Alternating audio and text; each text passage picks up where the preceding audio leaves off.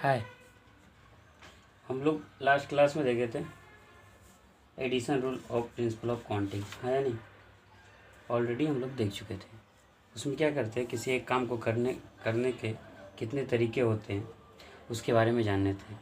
लेकिन उसमें बहुत सारे तरीके होते हैं, और तो किसी एक मेथड से किसी काम को कर देते हैं या किसी एक प्रोसेस से किसी काम को कर देते हैं तो मेरा अपना काम कंप्लीट हो जाता है। तो हम बोलते हैं वैसी जगहों पर क्या यूज करते हैं, एडिशन रूल यूज करते हैं। ऑलरेडी कुछ क्वेश्चन देखे थे और हम बोले थे इसमें बहुत सारे क्वेश्चन सोल्व करेंगे। तो मल्टीप्लिकेशन रूल सीख लेते हैं, उसके बाद एडिशन रूल मल्टीप्लिकेशन रूल का दोनों का बहुत सारे प्रॉब्लम सोल्व करेंगे। ठीक है, कंजुगेटिव वीडियोज में आता रहेगा। ठीक है, और बहुत टाइम हो गया ना, अभी 1 मंथ तक अभी बिजी हूँ, तो उसके लिए थोड़ा टाइम लगेगा ही। ठीक है, तो इस तरह के वीडियो आते रहेंगे। तो स्टार्ट करता हूँ multiplication rule of fundamental of counting. तो क्या क्या पढ़नी है? Multiplication rule of fundamental of counting, fundamental principle of counting, fundamental principle of counting, principal of counting. ठीक है, यही सीखनी। ऑलरेडी एडिशन रूल में देख चुके थे। ठीक है, तो इसमें क्या करना है, मल्टीप्लिकेशन रूल का भी यूज करेंगे। इसमें होता है क्या है, जैसे एग्जांपल्स में उसमें क्या देखे थे एडिशन रूल में कि घर होता है, पहला ही एग्जांपल दिए थे ना, उसमें क्या होते थे, बहुत सारे डोर होते हैं, 1 डोर, 2 डोर, 3 डोर। तीसरे अंदर में आप है इस घर के अंदर और बाहर निकलना चाहते हैं तो कितने तरीके से बाहर निकल सकते हैं। एक वजह डोर नंबर 1 से था, अगर याद हो तो आप एग्जाम्पल को याद कीजिए। डोर नंबर 2 को अगर याद कीजिए, डोर नंबर 3, कितने तरीके हैं, एक तरीके से निकल सकते हैं, 2 तरीके, 3 तरीके, 4 तरीके। तो किसी एक तरीके से डोर नंबर 1 से ही निकल जाए तो हम घर से बाहर एग्जिट कर सकते हैं। इसलिए डोर नंबर 2 से भी निकल जाए तो अपने घर से बाहर हमें क्या करना है, नंबर ऑफ, हमें क्या निकालना था यहाँ पर, number of ways to exit from house. कितने तरीके हो सकते हैं घर से बाहर एग्जिट करने का, पूरी तरीके। डोर 1 से निकल सकते, डोर 2 से निकल सकते, डोर 3 से, डोर 4 से। दैट मीन यहाँ पर एडिशन रूल यूज कर सकते थे, 1 तरीका, 2 तरीका, 3 तरीका, 4 तरीका, इस तरह से। तो ऐड कर से 1 + 1 + 1 + 1 4 तरीके हो जाते हैं ना, तो एडिशन रूल यूज कर सकते थे। एडिशन रूल में क्या होता है, किसी एक मेथड का यूज कर ले तो अपना काम कंप्लीट हो जाता है, तो हम क्या बोलते थे, एडिशन रूल का यूज करते। सिमिलर मल्टीप्लिकेशन रूल में क्या होगा, इसमें 2 या 2 से अधिक इवेंट ऑकर्स होंगे एक प्रोसेस एक ऑपरेशन में। मतलब एक कंप्लीट टास्क करना, मान लीजिए सपोज डेट कंप्लीट टास्क करना है, कोई एक कंप्लीट टास्क करना है, कोई एक काम करना है। उस काम को करने के लिए 2-3 सीक्वेंस में प्रोसेस होंगे। अब कहेगा सर कैसे, समझ में नहीं आ रहा है। देखिए यहाँ पर एग्जाम्पल के थ्रू समझिए। जैसे सिमिलर वैसे ही लेते हैं, घर लेते हैं, एक घर है, मेन एग्जिट डोर है, एक डोर है, मेन एग्जिट डोर है, एक और है, एक और है। अब घर में कमरे भी होते हैं ना, घर में कमरे भी होते हैं। मान लीजिए घर है, एक कमरे है, ठीक है, एक कमरे है। तो एक इस कमरे में दो, इस कमरे में भी मान लीजिए डोर नंबर 1 है, D2, D3, D4। इसे ये रूम है, एक घर के अंदर रूम है, रूम नंबर 1, रूम नंबर 1 के ये डोर है। मतलब कमरे में भी 4 डोर है। ऐसा तो होता है ना, घर के अंदर कमरे होते हैं, कमरे में डोर होते हैं ना बाहर निकलने के लिए, कि नहीं होते? तो मान लीजिए इस रूम का डोर 1 है, इस रूम का डोर 2 है, इस रूम का डोर 3, इस रूम का डोर 4। ठीक है, तो इस तरह से समझिए। तो हमें कितने तरीके से इस रूम से हमें बाहर जानी है, बाहर निकल सकते हैं। दैट मीन्स ये मेरा हाउस है, ये मेरा हाउस है, इस हाउस से बाहर जानी है। मैं यहाँ पर हूँ, यहाँ पर क्या था, जस्ट अभी जो देखे थे इसमें क्या था, एक घर है, इस घर में मैं इनसाइड हूँ, इसमें सिर्फ बाहर निकलने, घर से बाहर निकलने। ठीक है, अब रूम में हूँ या नहीं उससे मुझे इसके बारे में कोई आइडिया नहीं पता है। लेकिन क्या है ना कि यहाँ पर कोई आइडिया नहीं पता है। सिर्फ यहाँ पर क्या है कि एक काम को कर देने से हमारा कंप्लीट टास्क हो जाता है, तो हम यहाँ पर क्या बोलते हैं, एडिशन रूल यूज करते हैं। लेकिन यहाँ पर जैसे ही यहाँ पर हो क्या रहा है कि एक कमरा है। अब यहाँ पर तो कमरा नहीं लिए थे, एग्जाम्पल में नहीं लिए थे, लेकिन अब क्या किया इसमें, एक कमरे, घर में तो कमरे होते हैं, अब कमरे में भी 4 डोर हो गए। अब इस 4 डॉट से किसी एक डॉट से बाहर निकल जाएंगे तो भी अपने घर कमरा के बाहर आ जाएंगे, लेकिन कमरा के बाहर आ जाने से हम तो घर के बाहर नहीं आ जाएंगे ना। तो हमें क्या करना, कमरे के बाहर भी आना है, साथ साथ में घर के भी बाहर आना है। दैट मीन्स सीक्वेंस में चलना है। सीक्वेंस मीन्स मतलब 2 प्रोसेस हो गए ना। एक प्रोसेस है घर के रूम के बाहर आना। दैट मीन्स कर सकते हैं first we have to come out from the room, then we can exit from house. हो सकता है ना, यही बोल सकते हैं। पहला क्या करना है, रूम से बाहर आना। रूम से बाहर आने के बाद घर से, पूरे घर से, हाउस से जो, इससे बाहर आ सकते हैं। तो क्या तरीके हो सकते हैं, आइधर रूम ही है ना, रूम का डोर नंबर 1 से आ सकते हैं। That means R1, R2, R3 किसी एक डोर से बाहर निकल जाए तो रूम से बाहर आ जाएंगे। लेकिन रूम से बाहर आ जाने से अपना काम तो नहीं होगा ना, समझ रहे हैं। हमें घर के बाहर आना, तो घर के बाहर आना तो रूम नंबर 1 से बाहर आए, रूम से बाहर आए, रूम के डोर नंबर 1 से बाहर आएंगे तो हमें क्या आएगा, इससे बाहर तो आ गए, लेकिन हमें घर से भी बाहर आना है। तो मान लेते सपोज रूम से बाहर आ गए डोर नंबर 1 से, रूम के डोर नंबर 1 से, लेकिन घर से बाहर आने के लिए हम डोर नंबर 1, घर के डोर नंबर 1 से यूज करते हैं। एक तरीका ये हो सकता है घर से बाहर आने के लिए। आ रहा समझ में? तो बताइए, एक ही तरीका हो सकता है। एक तरीका क्या हो सकता है, हम रूम के डोर नंबर 1 से बाहर आ जाते हैं, लेकिन घर के जो कंप्लीट जो पेरीफेरी है जो अपना घर का, डोर नंबर 2 से बाहर आ सकते हैं, D2 हो जाए। सिमिलरली क्या हो जाएगा, R1 D3, R1 D4। एक R1 D4 क्या डिनोट कर रहा है, रूम के डोर नंबर 1 से हम बाहर आएँ, लेकिन रूम के डोर नंबर 1 से बाहर आएँ, लेकिन साथ में क्या है, क्या करना है बताइए, रूम के डोर नंबर 1 से बाहर आए, लेकिन जो घर है पेरीफेरी है घर का, वो डोर नंबर 4 से बाहर आना है। तो एक 4 तरीका तो ये हो जाएगा। सिमिलरली क्या हो जाएगा, R2 क्या डिनोट करेगा, रूम के डोर नंबर 2 से बाहर आना, फिर D1 हो सकता है, R2 D2। तो सीक्वेंस से बना है ना।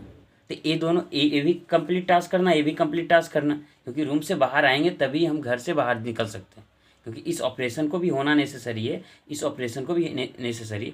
दैट मीन्स हम कह सकते हैं कि मल्टीप्लिकेशन रूल में क्या होता है कि हमें 1-2 ऑपरेशन या 2 से ज़्यादा ऑपरेशन होता है। Each operation has needed to complete its task, है ना।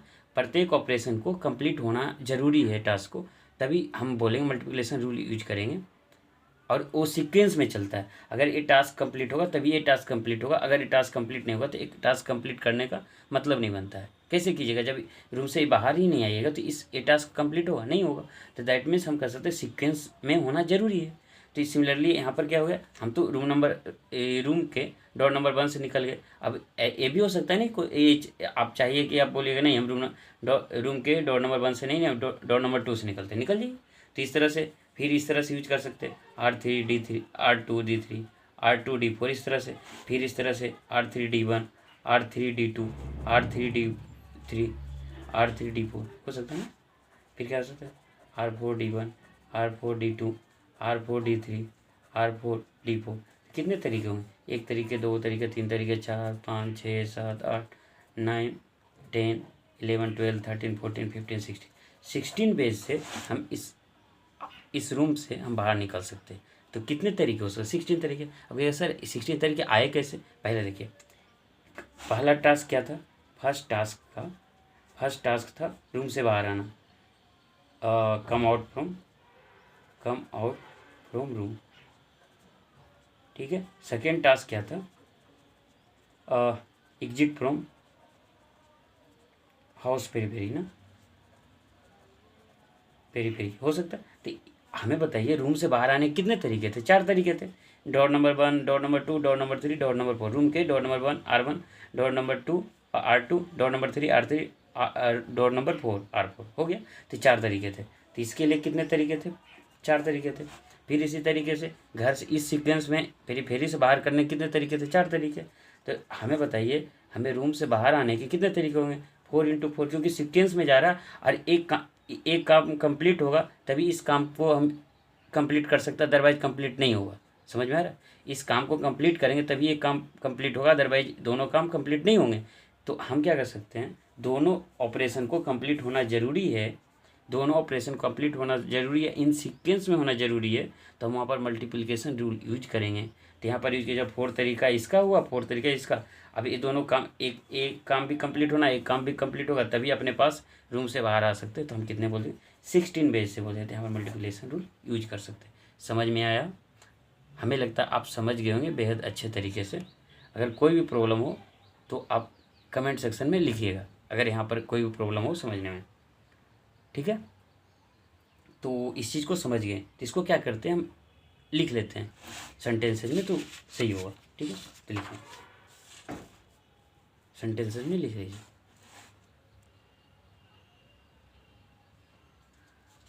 ठीक है। लिखिए, ठीक है। देखिए, मल्टीप्लिकेशन रूल में क्या, the multiplication rule, multiplication rule states that if there are m ways to do one thing मतलब one thing means task, one task, a task बोल सकते हैं, कोई एनी टास्क है, ठीक है, and n ways to do another task या another thing या अनदर टास्क लिख सकते हैं। जैसे इसमें लिखे थे अभी जस्ट एग्जांपल हम लोग देखे थे, क्या एग्जांपल देखे थे, एक टास्क था रूम से बाहर निकलना, दूसरा टास्क था हाउस के पेरीफेरी से बाहर निकलना। तो टास्क नंबर 1, तो इसे यहाँ पर मान लीजिए अगर m कमरे होते तो m बेज होते, अगर हाउस के पेरीफेरी से n तरीके से निकलने के तरीके होते तो n बेज होते। सिमिलरली वैसे ही, ठीक है। जस्ट अभी जो क्लियर किया समझाना, अगर कोई प्रॉब्लम हो तो कमेंट सेक्शन में लिखिएगा, ठीक है।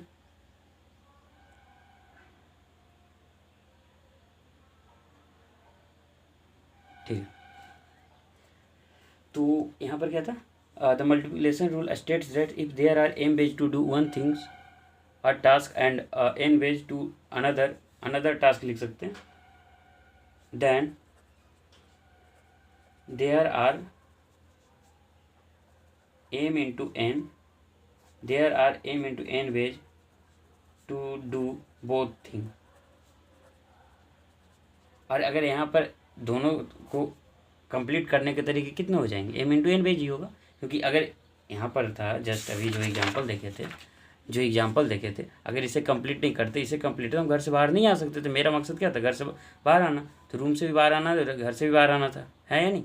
तो दोनों कंप्लीट टास्क होगा तभी अपना काम होगा। इन अदर, इसको अनदर शब्द में भी बोल सकते हैं, इन अदर सिंपल वर्ड लिख सकते हैं, इन सिंपल वर्ड या इन सिंपल टर्म्स क्या होगा, लिखिए, इफ इवेंट मीन्स वही रूम से बाहर आना है, ठीक है। एक एग्जाम्पल के थ्रू समझाया हूँ तो इसे क्लियर हो गया होगा। Event A can occur in m ways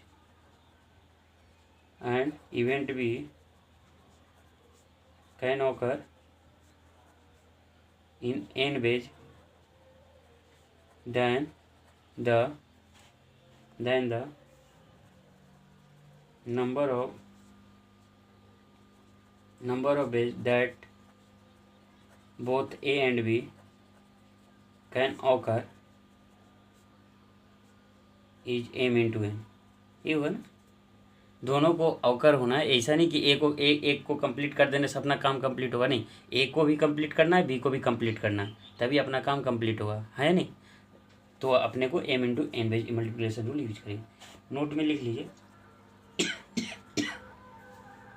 the multiplication rule, note number 1 लिख लीजिए, the multiplication rule is applied when we have a sequence. बताए थे ना सीक्वेंस होना जरूरी है, जैसे डॉट नंबर 1 से निकले, सॉरी कमरा से निकलना है, तो कमरा से निकलने का एक हो गया सीक्वेंस होना चाहिए, और उसके बाद से हाउस पेरीफेरी से बाहर निकलनी है। तो sequence of choices and we want to find the total number of ways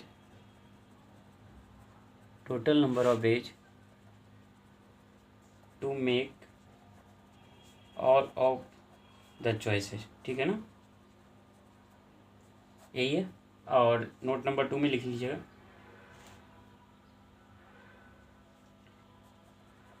the multiplication इसी में है या इसी का अनदर अल्टरनेटिव सेंटेंसेस लिख सकते हैं। The multiplication rule is use when we want to find the number of ways in which two or more events occur in a sequence। यहाँ पर बोल क्या रहा है, जैसे एग्जांपल लीजिए, कोई एक इवेंट नंबर A1 है, event number 2, event number 3, event number 4, इस तरह से मतलब ए इवेंट होगा, उसके बाद ए इवेंट होगा, उसके बाद ए इवेंट होगा, उसके बाद ए इवेंट होगा। इस इवेंट इससे कंप्लीट, ये सारे इवेंट कंप्लीट हो गए तभी अपना एक कंप्लीट टास्क होगा। ठीक है, एक टास्क है, वो टास्क क्या है, A1 कंप्लीट करना, A2 भी कंप्लीट, A3 भी कंप्लीट करना, A4 कंप्लीट करेंगे तभी अपने पास सारे काम होंगे। जैसे अपने होमवर्क मिलते हैं ना, बचपन में पढ़े होंगे, तो मैथ का भी होमवर्क करना है, फिजिक्स का भी, सॉरी मैथ का भी होमवर्क करना है, इंग्लिश का भी होमवर्क करना है, हिंदी का भी होमवर्क करना। इस टास्क को भी कंप्लीट करेंगे तभी हमारा सारा काम कंप्लीट होगा, अदरवाइज नहीं होने वाला। तो सिमिलरली वैसे ही है, तो A1 जो कंप्लीट टास्क इसे भी करना है, A2 भी करना है, A3 पर तभी अपने पास होगा। तो यहाँ पर अगर A1 करने के M पेज रहते, M1 पेज रहते, A2 करने का M2 पेज रहते, A3 करने का M3 पेज रहते, A4 का करने का M4 पेज रहते, और डॉट डॉट AN को करने का MN पेज रहते। तो हमें ये सारे टास्क कंप्लीट होते तभी हम बोलते कि कंप्लीट टास्क हुआ है, टोटल का टोटल। जैसे बोलते हैं ना, होमवर्क क्या होता है, हमारे पास होमवर्क क्या है, फिजिक्स का होमवर्क करना, सॉरी मैथ का, इंग्लिश का, सारे होमवर्क करेंगे तभी हमारा होमवर्क पूरा कंप्लीट होगा, बोलते हैं ना बचपन में। तो वैसे ही A1, A2, A3, A4 इस तरह के A1 का करने का M1 वेज। तो हमें अगर यहाँ पर मल्टीप्लिकेशन यूज होता है क्योंकि सीक्वेंस में ही है, तो इस तरह के यूज करने पड़ेंगे। तो हमें क्या है यहाँ पर यूज कर सकते हैं, तो A1 सारे काम कंप्लीट कब होता कि कितने तरीके होते हैं, M1 into M3 dot dot MN, इतने तरीके होते हैं ना। आई थिंक समझ गए, कुछ एग्जांपल के द्वारा समझ लेते हैं, एक दो एग्जांपल ले लेते हैं, उसके बाद वाइंड अप करेंगे लेक्चर को। ठीक है, तो एक एग्जांपल देख लेते हैं। अगर कोई प्रॉब्लम हो तो लिखिएगा। देखिए क्वेश्चन है, अब प्रॉब्लम है, suppose a student has to choose a shirt and a pair of pants. If there are 5 different shirts and 4 different pants, ठीक है, sorry 4 different pairs of pants,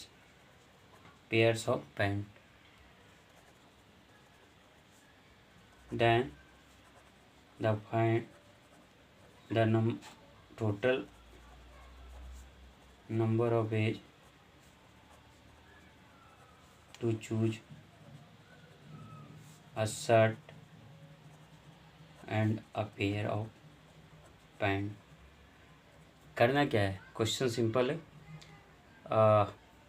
अपने पास करना, एक स्टूडेंट है और एक अपने को चूज करना क्या है, यहाँ पर question total number of ways to choose a shirt, करना क्या है, शर्ट को चूज करना और एक पेयर ऑफ पैंट्स चूज करने हैं। ठीक है ना, तो एक शर्ट चूज करना है एंड साथ में ये भी करना ना, शर्ट को भी चूज करना है and a pair of pant भी चूज करना है। और अवेलेबल कितने हैं, 5 डिफरेंट शर्ट है, 5 डिफरेंट शर्ट है, डिफरेंट शर्ट्स, ठीक है, याद रखिएगा। That mean shirt number 1, shirt number 2, shirt number 3, shirt number 4, shirt number 5। और अब पेयर ऑफ शूज़ कितने हैं, 4 हैं, 4 डिफरेंट पेयर ऑफ पैंट्स हैं। तो कितने हो जाएंगे, 4 डिफरेंट पेयर ऑफ पैंट्स हैं, तो P1, P2, P3, P4। That अपने को क्या करना है, 5 शर्ट में सिर्फ एक ही शर्ट चूज करना, तो एट ए टाइम सिर्फ एक ही शर्ट चूज करेंगे। तो S1 मान लीजिए, एग्जाम्पल कैसे चूज कीजिएगा, S1 चूज कीजिएगा, P1 चूज किया, S2 चूज किया, S1 P2 चूज कीजिएगा, क्योंकि अपने को एक शर्ट, एक पैंट, एक पेयर ऑफ पैंट ही चाहिए ना। तो इस तरह से S1 चूज कीजिए P3, S1 P4 इस तरह से चूज कीजिए। सिमिलरली कैसे कीजिए, S2 अगर चूज करेंगे तो P1 हो जाएगा, S2 P2, S2 P3, S2 P4 इस तरह से चूज करेंगे। तो कितने तरीके होंगे सबके, 1 2 3 4 इस तरह से काउंट करेंगे। तो हमें पता है कि अब यहाँ पर क्या करना, अल्टीमेटली हमें चाहिए 1 शर्ट चाहिए, 1 शर्ट चाहिए और 1 पेयर ऑफ पैंट चाहिए। तो अपने पास अवेलेबल एक टास्क ए भी मान लीजिए। ए टास्क क्या है, ए जो डिनोट कर रहा है शर्ट को चूज करने का तरीका बता रहा है, और ये किसको डिनोट कर रहा है, पेयर ऑफ पैंट को चूज करने का तरीका बता रहा है। तो अपने पास इसको चूज करने के कितने तरीके हैं, A5 है, इसको कितने हैं 4, क्योंकि अपने 5 शर्ट है, 5 शर्ट को चूज करने कितने तरीके होंगे, 5 ही हो गए ना। एक शर्ट चूज करना आपको, मान लीजिए सपोज 1 है, 2 है, 3 है, 4 है, 5 है, मान लीजिए शर्ट है, शर्ट 2, शर्ट 3, शर्ट 4 शर्ट। अब एक ही shirt at a time choose करनी है, तो इससे चूज करने कितने तरीके हैं, आइदर ए चूज कीजिएगा, चाहे ए चूज कीजिएगा, चाहे ए चूज कीजिएगा, चाहे कोई एक ही चूज कीजिएगा ना एट ए टाइम। तो कितने तरीके होंगे, S1 चूज कीजिए एक तरीका, S2 चूज कीजिए एक तरीका, S3 सिमिलरली S4 S5। तो हमें 5 शर्ट में एक शर्ट चूज करने कितने तरीके हो जाएंगे, 5 तरीके में। यहाँ लिख सकते हैं here for choosing a shirt from 5 different shirt the number of veg